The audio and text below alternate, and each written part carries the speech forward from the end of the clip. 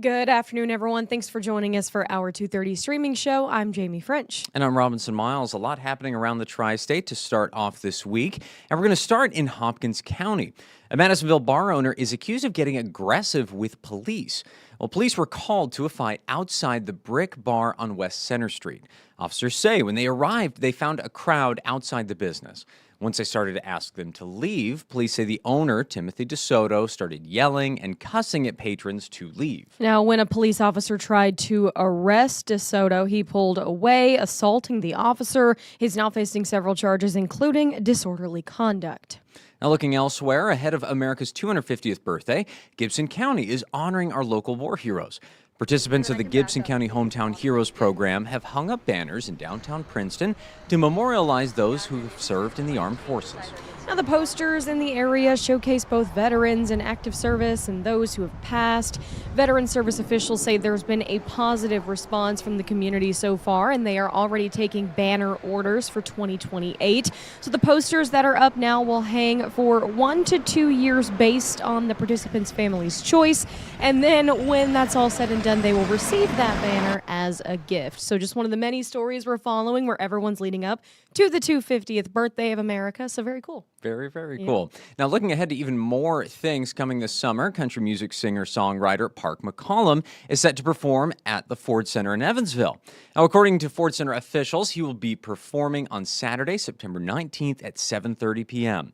McCollum is known for hit songs such as Pretty Heart and Handle on You. Now, if you would like to buy tickets, we do have a link to that on 14news.com. If you're a country music fan, this is big news for you because when I saw it, I got pretty excited. So marked my calendar. Well, I've got a lot to learn about before September. You do. See, you keep me up to date on I things. will. It's a decent system. Yes. Now, of course, one of the more pressing things we're keeping our eye on right now is the weather. And so we're going to go ahead and transition right now to someone who knows a whole lot more about that than we do. Arden Gregory waiting in the wings right now. But of course, be sure to circle back for 14 News at 4, 5, 6, and 10. All right, do not go anywhere. Arden has the latest on the Alert Day forecast right after this break.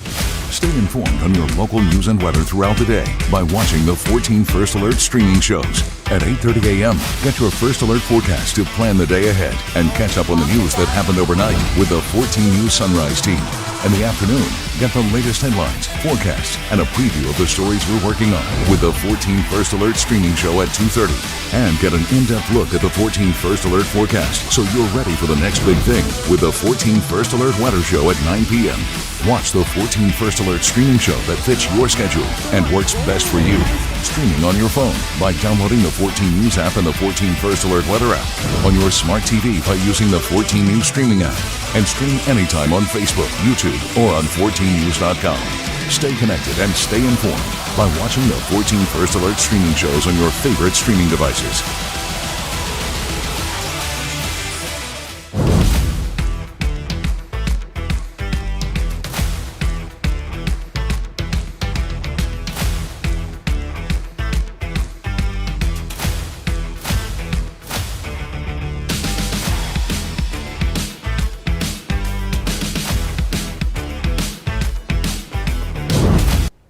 Good afternoon. I'm 14 First Alert meteorologist Arden Gregory, and we are on alert today and tomorrow. Now, the main concern is that we have multiple rounds of rain on the way, and some of that rain could be heavy, posing a flooding risk, but there's also the very isolated chance we could maybe get a stray severe thunderstorm that would then be capable of producing some, if I can get this to,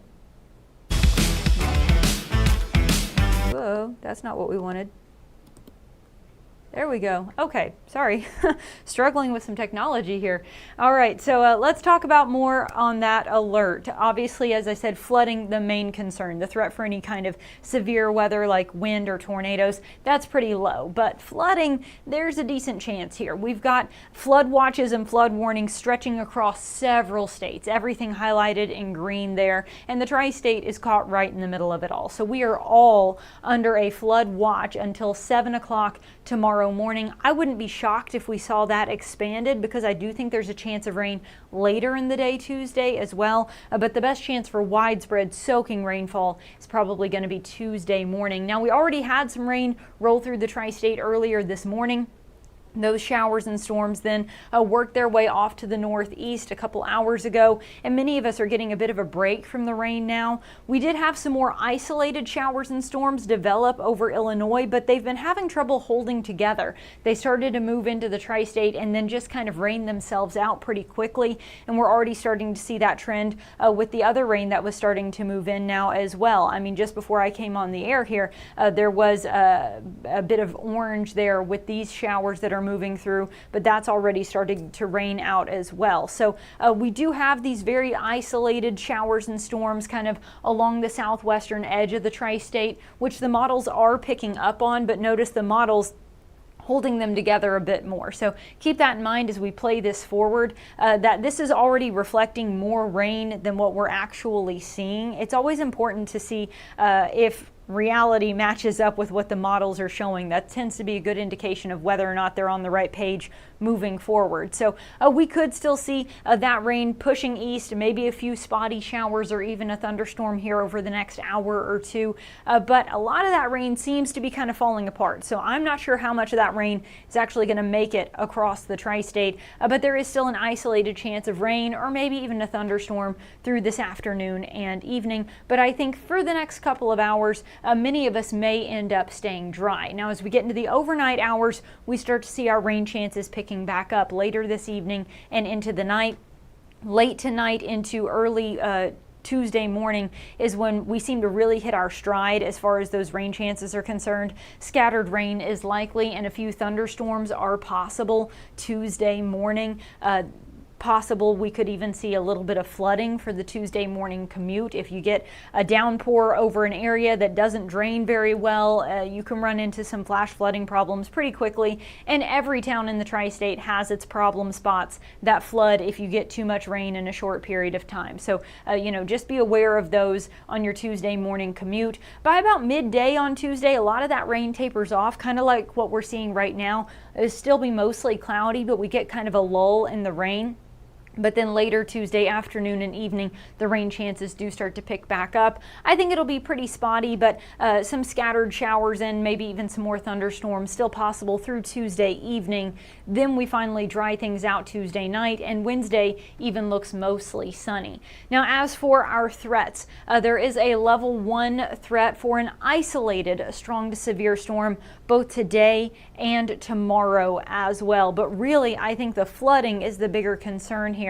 Looking at the potential rainfall, and this would be in addition to what we already saw this morning. So much of the tri-state already picked up some pretty decent rain, close to an inch in some spots this morning. But we could now see another 1 to 2 inches of rain across much of the tri-state tonight into tomorrow. And that closer to 2 inches would probably be isolated just to the areas that get caught under a thunderstorm with a good downpour. But again, some more good beneficial soaking rainfall still in the forecast tonight into tomorrow. But keep in mind, if you get heavy rain in a short period of time, it might fall faster than it can run off into the drains and whatnot. So you could still end up with some flooding. As for the individual threats, I mentioned we're sitting at that level 1 risk for an isolated severe storm. We are still outlooked at a 2% risk for tornadoes. Overall, though, I think our tornado threat is pretty low. If we see any severe weather, I think it would more likely be a damaging wind threat, but the most likely concern is the flooding. We're sitting at a level 1 risk for wind and a level 2 risk for flooding for the rest of tonight into early tomorrow morning. Then through the day on Tuesday, again sitting at a level 1 threat for wind and a level 1 to level 2 threat for flooding. So as these showers and storms roll through, we could maybe get an isolated severe storm that may be capable of producing damaging wind gusts. But the more likely scenario is that these will be more general run-of-the-mill thunderstorms, but they may be capable of producing pockets of very heavy rainfall that could then result in some flooding. So flooding's the main threat, but an isolated damaging wind gust can't be ruled out if one of these storms really gets going.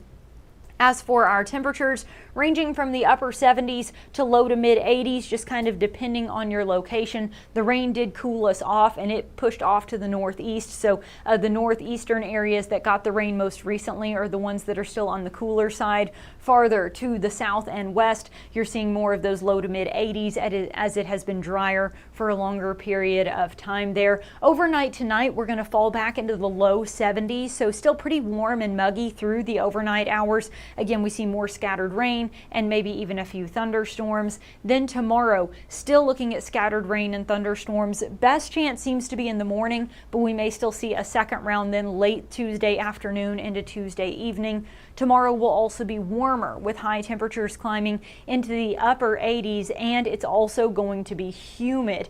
Now the heat and the humidity will really take focus once we get through tomorrow, right? We've got these alert days for rain today and tomorrow, but then as the rain moves out, the heat really moves in. We already start to get a taste of that tomorrow with highs in the upper 80s. I do think we'll see low 90s Wednesday and Thursday.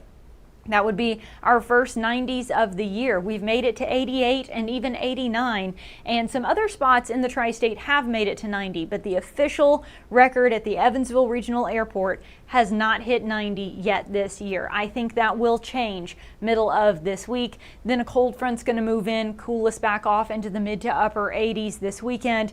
Then we've got another cold front early next week that cools us off again, and our temperatures may actually be running below average then as we head into next week. I want to point out it won't just be hot, it'll also be humid, right? So we've got this humidity. Earlier last week we had actually some pretty dry air in place, and then that humidity slowly crept up all last week and into this weekend.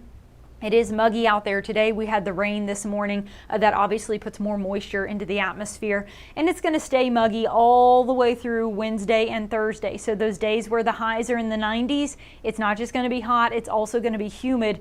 Then that cold front moves through and not only pulls the temperatures down, it pulls the humidity down some as well as we head into this next weekend. As for how hot it's actually going to feel, tomorrow those highs in the upper 80s could feel like the upper 90s or maybe even low triple digits. Wednesday and Thursday, our actual temperatures will be in the 90s, and I do think that we may see some heat index values as high as 100 to 104. So it is going to be steamy out there Wednesday and Thursday especially, but even starting tomorrow, you're really going to notice an increase in that heat and humidity. Then we've got that cold front moving through, and the heat and humidity start to break some on Friday then. And again, we've got then another cold front moving through early next week that cools us off again. And this is still left over from this morning. You know, typically in the mornings you have today and tomorrow. We're already most of the way through today, so in the evenings we just start with tomorrow, but I accidentally left the alert day on there. So Wednesday's not an alert day, just so you know. Tuesday, today, and tomorrow are the alert days. Checking in on the comments here. Good afternoon, Suzanne and Mark. And yes, Justin, I am aware that they're having a lot of problems with communication at the National Weather Service today. Not real clear what that is. They're working on troubleshooting that. We do still have our chat going with them. We're in a chat group with them so that we can all communicate with each other. But yes, Justin commenting the National Weather Service in Paducah, which is where our watches and warnings and things like that come from. They are having some communication issues today. So if you notice some problems with your NOAA weather radio or things like that, or if you're using a radar app and it doesn't quite seem right. Some of that is they're having some communication issues as of this morning, and I think they're still working on resolving those and figuring out exactly what's causing it. Looking at temperatures so far this month, I mentioned we haven't made it to 90, but man, we got close. We hit 88 and 89 this weekend, but never quite made it to 90. We had rain last Monday morning on the 1st, and then it hadn't rained since until today. Now, I haven't checked this in about an hour, but at last check, we had picked up 0.38 inches of rain in Evansville, and it was still actively raining at the time. I haven't checked it since that rain fully moved out. Obviously, I haven't added that into the running totals just yet. We're running about an inch short on rainfall for the month and nearly 8 inches short on rainfall for the year. But obviously, the rain we're getting today is going to help some with that deficit that we're running right now. Moving forward with our temperatures, I told you about that cold front, right? So we've got this big warm up. It's going to be hot, humid, sticky, and just miserable out there through the middle of this week. Cold front moves through, an isolated chance of thunderstorms, mainly Thursday night. I've put a chance of rain Thursday and Friday, but I think the best chance of rain is going to be Thursday night. We are monitoring for the potential for an isolated strong to severe storm, but no first alert weather day just yet, as I'm not totally convinced all the ingredients will come together just right. That cold front does cool us off a bit. Highs will be in the mid to upper 80s then through the weekend. Then that next cold front moves in early next week and cools us down some more. The extended outlook then does show near to maybe slightly below average temperatures, so low to mid 80s then as we head into next week with a trend toward above average precipitation. So we do have our rain chances kind of increasing as we get into the start of next week. The start to next week looks like it will include another chance of rain, maybe some thunderstorms, and again a cool down, dropping us back into the low to maybe mid 80s as we get into the start of next week. I'm not seeing any other questions in the comments, so I'm going to go ahead and wrap this up. Chief Meteorologist Jeff Lyons will have an updated look at your forecast on 14 News tonight at 4, 5, 6, and 10, and he'll do another streaming show here tonight at 9, so I hope you'll join him for that. Just keep that rain jacket handy and have your First Alert weather app with you wherever you go, as there is that risk for an isolated stronger storm, but more likely some pockets of heavy rain and maybe even some flooding as we go through the rest of tonight and into tomorrow. So just be on the lookout for that, especially if you travel through an area that tends to flood anytime we get heavy rain. Those might be some problem spots, especially tomorrow morning. So just be aware of that. All right, so everybody stay dry, stay safe, and have a good rest of your day.